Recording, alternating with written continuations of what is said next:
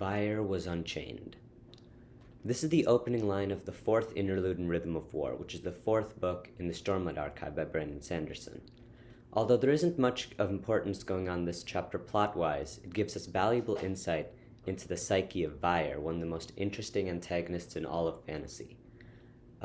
This chapter, and in fact Vyre's characterization throughout this entire book, is based on this statement, how it's true, and more importantly, how it isn't true. This is one villainous scene. Okay, first off, just a disclaimer, this video will have full spoilers for the entire Stormlight Archive up through Rhythm of War. Even past this scene we're talking about, we'll be going to stuff at the end of the book, so if you haven't finished the entire series, then don't watch this video. Before we get to the scene at hand, I just want to talk briefly about Moash's story so far. We first meet Moash, as he was known at the time, as part of Bridge 4 in Sadeas War Camp. Although he was originally one of the biggest opponents to Kaladin's reforms, he eventually joined him and became one of Kaladin's closest friends in Bridge 4 and one of his closest confidants. After Bridge 4 was freed, Kaladin made Moash one of his lieutenants in the Kholin army and Dalinar's honor guard, but we later learned that when Moash was younger, his family, his grandparents who raised him, were killed due to the results of King Elhokar and Bright Lord Roshon. And we also learned that he joined someone named Graves to start an assassination attempt on King Elhokar. Kaladin is initially mad about this, but later on he agrees to help them. But later on still, he eventually changes his mind and goes back to save King Elhokar from Moash and Graves. No longer part of Bridge 4, Moash goes into hiding with Graves' group until they're attacked by a group of Fused. The rest of the group is killed, but Moash, who manages to kill one of the Fused, is taken prisoner to an area in Alethkar where a bunch of other prisoners are. He eventually joins a group of Parshmen, and the entire group, along with lots of Odium's armies, make their way towards Kholinar. At the end of the siege of Kholinar, as Odium's forces are taking over the city, Moash and his group of Parshmen are among the people who storm the palace, and Moash manages to kill Elhokar right in front of Kaladin as the king is saying the first ideal. Later on, one of the Fused gives Moash a strange black knife and tells him to kill the herald Jezrien with it, who has become an old drunk hobo in Kholinar. After he does this, the Fused offer him the title of Vyre, or He Who Quiets, and give him Jezrien's honor blade, and Odium takes his pain. Moash accepts and becomes Vyre. The next time we see him is a year later at the evacuation of Hearthstone. He sneaks into the palace and manages to kill Roshon along with a couple other people there. Kaladin comes to stop him, but is unable to kill his former friend. Renarin then comes, saves Kaladin, gives Moash a strange vision of what he could have been before taking Kaladin and leaving. That brings us to the scene at hand. I'll give a brief rundown of what happens in here as well. It starts with Moash using Jezrien's honor blade to mine marble in Kholinar. He has a brief conversation with Sa, one of his Parshman friends, who says that she'll be leaving, but Moash doesn't feel anything because he gave all his pain to Odium. A bit later, as people are evacuating due to an everstorm, Odium takes him into a vision. They converse a bit. Moash says that he's unchained, but Odium refutes this, and Moash realizes that he still has one chain left, that to Kaladin Stormblessed, who still makes him feel some things that Odium should have taken away. Moash, who wants to help Kaladin get rid of his own pain, agrees to help Odium with a plan to kill Kaladin. This chapter brings up the metaphor of chains, going all the way back to the very first sentence that I mentioned at the start of this video. These chains will be a useful lens to analyze Vyre and Moash's character, and specifically they can help us see the difference between Moash and Vyre. There's a couple of reasons why I said Vyre in the thumbnail and title of this video. The first is pretty obvious spoilery reasons. Moash doesn't start off as a villain, so putting him in a playlist called One Villainous Scene and talking about how he's a villain and stuff would kind of be a spoiler that he would become an antagonist later on. But the second is because there's definitely distinction between Moash and Vyre. While they are the same person, and later on many people seem to use the terms interchangeably, there's definitely a difference between the two that I want to talk about. In some ways, they're almost the exact opposite of each other in terms of their motivations. Vyre, obviously, is unchained. Moash is almost driven exclusively by his chains. The most obvious way, and in the way that's most apparent to him at the time, is his chains that the Light Eyes have put on him, how he's oppressed, and he was made a slave in Bridge 4, and how they killed his family and stuff like that. But there are others that affect him on a more personal level. His unquenchable thirst for vengeance against Elokar drives him away from Bridge 4, and his self-hatred prevents him from going back and reconciling, and it ends up keeping him on this path towards becoming Vyre. Both of these, along with some others, would be classified as chains, at least the modern Vyre would say so. They're these negative type of emotions that Vyre would since have given to Odium. Vyre, on the other hand, has almost no personal motivations. He has a couple that we'll get to later, but for the most part he just does whatever Odium and the Fused ask him to, no questions asked, because he doesn't really feel anything that motivates him to do anything. So if Moash is defined by his existence of chains almost as much as Vyre is defined by his lack of chains, then what are these chains that have been lost in that transition? If you went and asked Vyre, he would say they're all negative things that you should get rid of. He would view the stuff like mortality, guilt, hate, and all negative emotions of the sort as things that only hindered him in the past, and it's good that he has gotten rid of them, and it's better for him now. That's not entirely true, though. While some of those stuff like guilt are negative emotions, that doesn't mean that it's better to have gotten rid of them, as we see in the past and later on in the book, where he does some horrible things, even killing people that he used to be friends with, because he doesn't feel any guilt or any connection to them, and because he's gotten rid of all that, so now he's free to do basically any horrible deed without consequence, essentially. But it's not just that. There are also some other things that Vyre maybe even doesn't realize that he's gotten rid of in the process. In order to see these, it's worth looking at his conversation with Sa. He mentions how his lack of anger and humiliation can cause him to see stuff more clearly, but there's also some other stuff that he doesn't seem to notice. With his conversation with Sa, especially after she says that he's leaving, he doesn't feel anything, and while he thinks of Sa as the strange one for trying to convince him that it's alright and like connecting with him on a personal level, it's really him who's strange, because it's normal for people to have friends, but in this case even his closest friends are people he doesn't even have a personal connection with, because those types of feelings that cause friendship and stuff like that, he's also basically gotten rid of. Even the entire premise of this video is kind of disingenuous. Vyre calls these things chains because that gives them a negative connotation, as something that should be broken.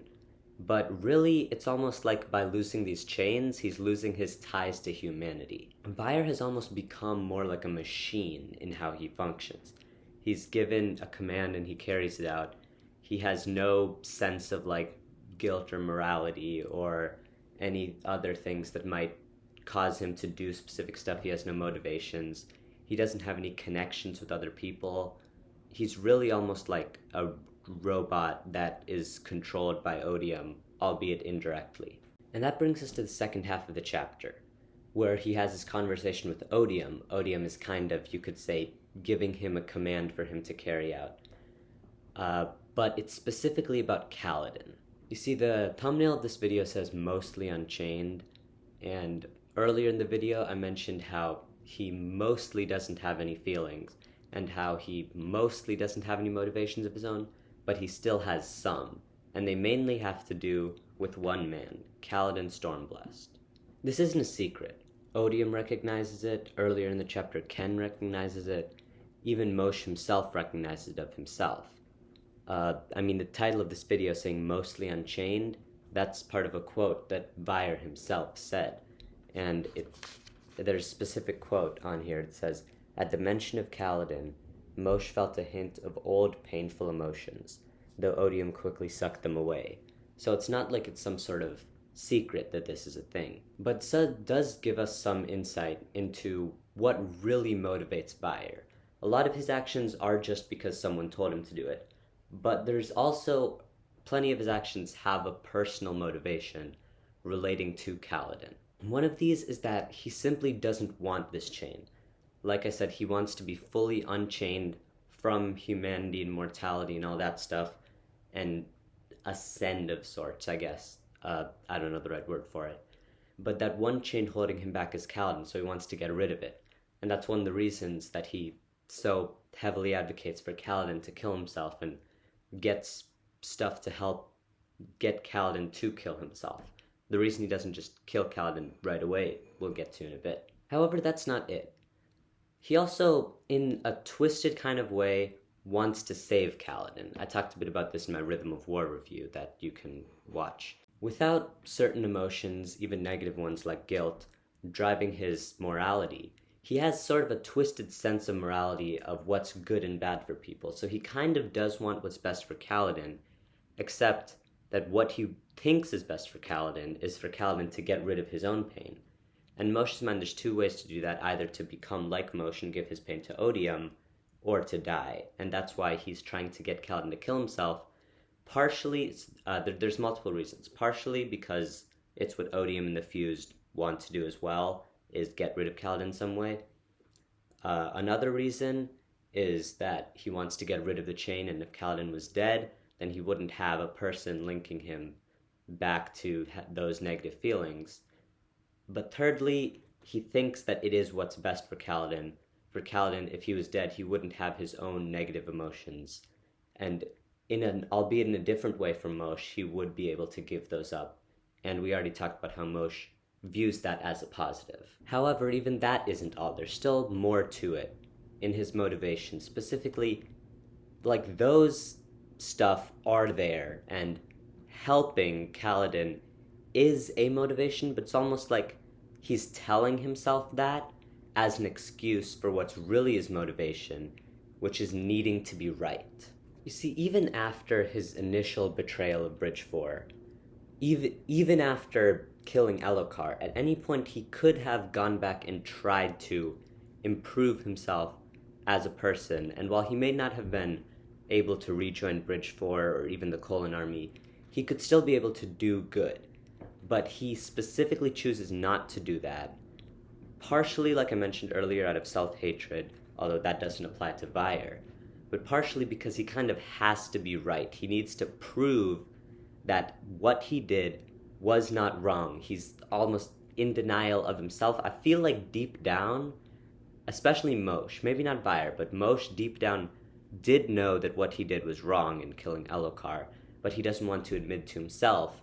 He wants to prove to himself and to everyone else that what he did was right, and that's almost his primary motivation, with these other things I mentioned more in the background. And this unwillingness to change, unwillingness to be redeemed, is really what separates him from Kaladin when they have so much else in common. You see, while Vyre and Kaladin at the present day, especially by the end of Rhythm of War, may seem worlds apart, they have nothing in common, Moash and Kaladin really do have a lot in common. And Moash is a perfect foil for Kaladin because they started off in almost the exact same place, and just with a slightly different path, they ended up in wildly different places. Moash and Kaladin obviously both started out as bridgemen, Bridge 4, who were oppressed by the Light Eyes and had intense hatred for specific members of them, as well as them as a whole, and they grew together along with the rest of Bridge 4 and eventually became Dalinar's honor guard and stuff. But it's easy to forget how similar they were even going up to the end of Words of Radiance. I mean, Kaladin literally agreed to help Moash kill Elokar. It wasn't until the very end of, near the very end of the book, that he changed his mind and went back to save Elokar. If it wasn't for that one decision, and even that one decision was pretty much tied to his radiance and his bond with Syl. If that hadn't happened, it's easy to see in a slightly different timeline, Kaladin going on the same path as Moash does. or at least not necessarily the same path in terms of like becoming Vyre and stuff, but on a personal level in terms of like who he is, you can see him doing something akin to how Moash killed Elokar in Oathbringer. I mean, we do see things from Kaladin's perspective for a majority of the series, so it's very possible that if we were looking at it more from Moash's angle, we would feel towards Elokar the same way we feel towards Amaram, for example, who's the main person who wronged Kaladin. And in that situation, especially because Moash himself hadn't spent all the time with Elokar that we did in Oathbringer and see him redeemed, from Moash's perspective, if he was the main character, it would be easy to see him killing Elokar as, if not a good thing, a triumphant moment. At least something, at the very least, akin to when Adolin killed Sadeas, how it's kind of like a necessary evil. That could be how we see it. The main difference, of course, is that Kaladin, along with the help of like Syl and Bridgefor and Dalinar and stuff, was able to move past his thirst for vengeance and his hatred and other things like that. So in a way, it was actually Kaladin who got more unchained and got rid of the negative ties to these emotions first, but in a different way. Instead of having to give in to Odium, he was able to move past it and change and grow as a person because he was willing to do that. And even though he still he still had a hatred of Amram, and he still wanted to get revenge, he didn't let that drive him. He still made good decisions for himself. But the main difference is that he was willing to do that. Moash could have done that up until the very end, but he didn't want to because of what I said earlier. He kind of had to be right. He's not willing to change. I mean, Moash still is similar to Bridgefor in many ways and has a great respect for Kaladin. It's a form of respect, obviously, that manifests in different ways. He's similar to Bridgefor. He thinks highly of Kaladin and Bridgefor. I mean, back when he was still Moash in Oathbringer, one of the reasons he didn't go back and rejoin Bridgefor is because he didn't think he was worthy of it. And one of the most obvious things in here is that he has that stereotypical Bridgefor mindset that he doesn't think Kaladin can be killed. It's not possible. And that's why the way he goes about killing Kaladin is to get Kaladin to kill himself, break him from the inside. But it's not just Kaladin that Moash acts as a foil for. That's the main one, obviously. But in some ways, he almost acts as an opposite to Dalinar as well, especially when you look at some of the stuff in Oathbringer and its themes. Oathbringer, of course, was Dalinar's book. At the end of Oathbringer, Dalinar learned to move past his past and things that happened in it, and the negative emotions that might control him now, and move past those and learn to become a better person, be willing to become a better person. Obviously, there's the famous line, the most important step is the next step. It's always the next step, Dalinar, right? Moash is almost the polar opposite of that. I already talked about these stuff earlier, so I won't spend too much time on, but basically, Moash is the opposite of that in that he doesn't grow. He's not willing to grow. He's not willing to take the next step because he doesn't want to. He's what Dalinar was almost going to become. And the most obvious example of that, obviously, is Dalinar didn't give Odium his pain. Odium's whole plan was to get Dalinar to give him his pain. There's probably the most famous line in the book, in Oathbringer, "You cannot have my pain," right? Later on in the book, after the climax is over and stuff, like I said, the Fused approach Moash, offer him the title of Vyre, offer him to give him his pain and stuff. It almost seems like he was a second chance after. Dalinar is what the good person would have done. Odium was expecting Dalinar to give him his pain, but Dalinar was strong enough to not do so. So then, sort of as a second option, like a plan B, he went to Moash instead, as his second option for who his champion would be. But Moash was not as strong-willed or as strong of character as Dalinar or Kaladin, if we'll talk about later in Rhythm of War, how he eventually decides not to kill himself. Those are stuff that, you have to be more strong-willed, stronger of character, but Moash wasn't that, so he ended up giving in and doing what Dalinar and Kaladin didn't in giving Odium his pain and becoming Vyre. But so far, when we're talking about chains, we've talked about the chains that Moash had in the past that Vyre has since gotten rid of, the ones that Vyre still has and is trying to get rid of. But what about Vyre reestablishing some of those chains in the future? About that, there's two specific scenes I want to talk about. The first of these scenes I touched on briefly earlier, but I want to talk a little more about it. It's in Hearthstone at the beginning of Rhythm of War, when Renarin makes this strange vision of what Moash could have been, and how Moash reacts to it. This scene isn't from Moash's perspective, so we can't tell for sure if something is interfering with his connection to Odium and his giving up of pain and stuff like that. But he definitely does seem to have a negative reaction to this that you would think is the kind of thing that Odium would have taken away. In this situation, that does seem to have a negative effect on him, almost like he freezes, he's angry, he doesn't like this, like showing what he could have been. It feels like, again, this is all guessing because this isn't from Moash's perspective, it feels like it's almost like partially regret and partially like anger. Like I said, he wants to like prove that he's right. And this is kind of Renarin showing him like he's not. If he had taken a slightly different path and stayed with Bridge 4, this is what he could have been, and could have been so much greater than what he actually is.